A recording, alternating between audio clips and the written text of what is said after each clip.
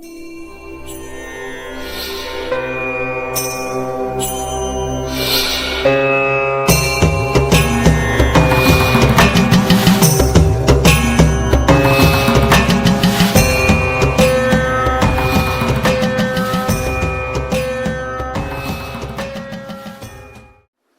जय श्री सीताराम, जय श्री त्रिपुरा। आप सभी प्रियजनों का पुनः बहुत बहुत हृदय से स्वागत है। आज हम चैत्र नवरात्रि की पंचमी तिथि, जिसे श्री पंचमी कहा जाता है, इस श्री पंचमी पर हमें विशेष क्या करना चाहिए, माँ भगवती लक्ष्मी की विशेष कृपा प्राप्त करने के लिए या धन संबंधित कोई भी चिंता हो या धन संबंधित कोई समस्या हो, तो माँ भगवती की विशेष कृपा श्री पंचमी इस बार दिनांक 13 अप्रैल शनिवार को श्री पंचमी है, जिसमें विशेष योग भी है। तो माँ भगवती की विशेष कृपा प्राप्त करने के लिए हमें इस श्री पंचमी में क्या करना चाहिए, आज हम इस वीडियो में ये जानेंगे। अगर आपको यह वीडियो पसंद आए तो आप लाइक कीजिएगा, शेयर कीजिएगा। अगर नए हमारे चैनल पर हैं तो सब्सक्राइब कर घंटी का चिन्ह अवश्य दबाइएगा, ताकि आपको नित्य ऐसे वीडियो प्राप्त होते रहिए। तो श्री पंचमी जो चैत्र की नवरात्र में पंचमी तिथि के दिन आती है, उसे श्री पंचमी कहते हैं। और अश्विन नवरात्र में जो पंचमी आती है उसे ललिता पंचमी कहते हैं। दोनों ही पंचमियों का, चाहे चैत्र की हो या अश्विन की हो, दोनों का बहुत महत्व है। इन दिनों जो हम माँ भगवती की लक्ष्मी की आराधना करते हैं, विशेष तौर पर माँ भगवती की कृपा हमें प्राप्त होती है। तो सबसे सर्वप्रथम यदि हमारे घर पर श्री यंत्र हो, चाहे स्फटिक का हो या ताम्रपत्र या रजत इत्यादि, स्फटिक, जो भी धातु इत्यादि का हो, या विग्रह स्वरूप में कोई चित्र स्वरूप के अंदर हो, तो भी हम उनके ऊपर अर्चन कर सकते हैं। अगर यंत्र इत्यादि नहीं है तो विशेष तौर पर जो हमारे घर में हम पूजन करते हैं माँ भगवती लक्ष्मी का, तो अधिकांश सभी घरों के अंदर गणेश जी के साथ माँ भगवती लक्ष्मी महारानी की भी और नारायण भी होते ही हैं। तो जो लक्ष्मी जी का विग्रह छोटा हो, कैसा ही विग्रह हो, छोटा हो बड़ा हो, माँ भगवती जो स्थापित हो आपके घर में लक्ष्मी जी, उनके ऊपर भी कर सकते हैं। ये तो करना ये है कि माँ भगवती को विशेष पंकज कमल पुष्प अधिक माँ भगवती को प्रिय है। तो कमल पुष्पों से माँ भगवती को 1000 कमल पुष्प अर्पित करें, या लक्ष्मी जी की जो विग्रह हैं यंत्र इत्यादि पे, उन पे ये अर्पित कर सकते हैं 1000। अब करना किस मंत्र से है, किस श्लोक से है, तो ललिता सहस्त्र नाम या ललिता सहस्त्र नामावली जिनमें माँ भगवतियों के नाम होते हैं, तो एक पुष्प लेके माँ ललितायै नमः अर्चयामि, बस माँ का नाम लेकर राजराजेश्वर्यै नमः ऐसे कहकर आप उन पर अर्पित करें माँ भगवती पर। ऐसे ही 1000 बार आपको 1000 नामों से वो श्री यंत्र या माता जी के विग्रह इत्यादि पर आपको अर्पित करने हैं।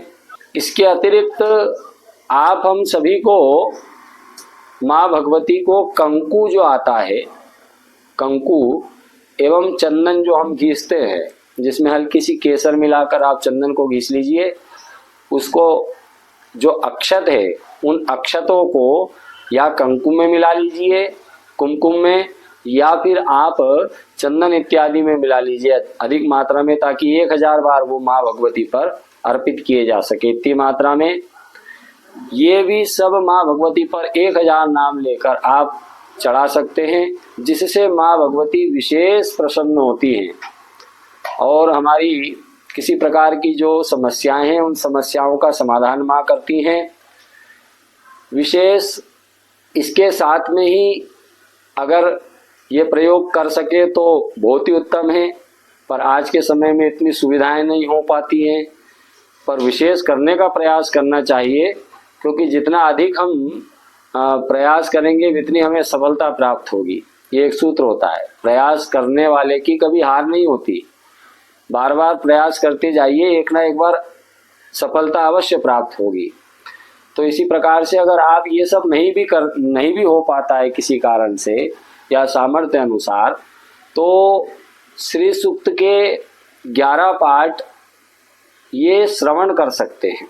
एवं विष्णु सहस्त्र नाम जो है, विष्णु सहस्त्र नाम का पाठ भी हम कर सकते हैं। 11 श्री सूक्त, एक जो है वो विष्णु सहस्त्र नाम का पाठ, ये भी हम श्रवण कर सकते हैं। तो भी हमें उससे श्री पंचमी पर लाभ प्राप्त होगा। श्रवण करने से भी थोड़ी सामर्थ्य हो तो विद्वान वैदिक ब्राह्मण को बुलाकर उनका पाठ आप करा सकते हैं, जिससे भी वो पुण्य आपको प्राप्त होगा।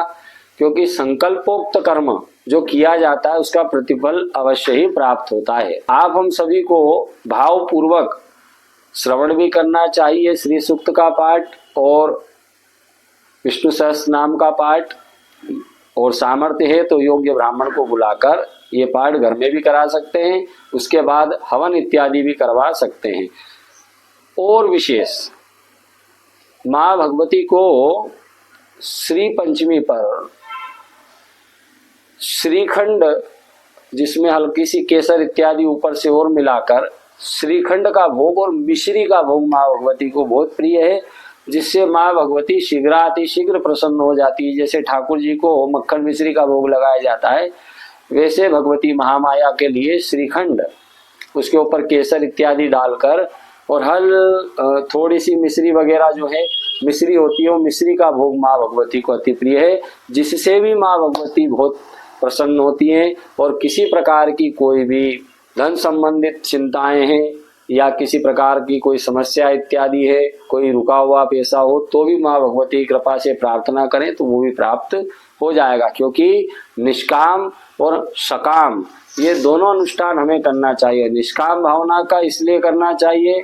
क्योंकि परमात्मा ने हमें सब दिया है, परमात्मा आपकी कृपा है, माँ भगवती आपकी कृपा है। और सकाम इसलिए क्योंकि हमें जो कामना है उसकी अभिलाषा भी है, उसका वैदिक पद्धति से, शास्त्रीय पद्धति से हमें विद्वान ब्राह्मणों द्वारा अनुष्ठान भी कराना चाहिए। इसका उदाहरण वाल्मीकि रामायण में प्राप्त होता है, जिसकी चर्चा हम संभव होगा तो अगले वीडियो में अवश्य करेंगे। क्योंकि वहां पर राजा दशरथ जी ने भी निष्काम भाव से यज्ञ किए थे और सकाम उनको भी करना पड़ा था। पर आज के वीडियो में यही था श्री पंचमी के बारे में। अवश्य आप ये करें और माँ भगवती की कृपा अवश्य ही आप सभी को प्राप्त होगी और माँ भगवती आप सभी का कल्याण भी करें। अगर आपको यह वीडियो पसंद आए तो अधिक से अधिक आप इसे शेयर कीजिएगा, लाइक कीजिएगा एवं सब्सक्राइब कर घंटी का चिन्ह अवश्य दबाइएगा और धर्म लाभ को आगे बढ़ाइएगा। जय जय श्री सीताराम। हरिश शरणम, हरिश शरणम, हरिश शरणम।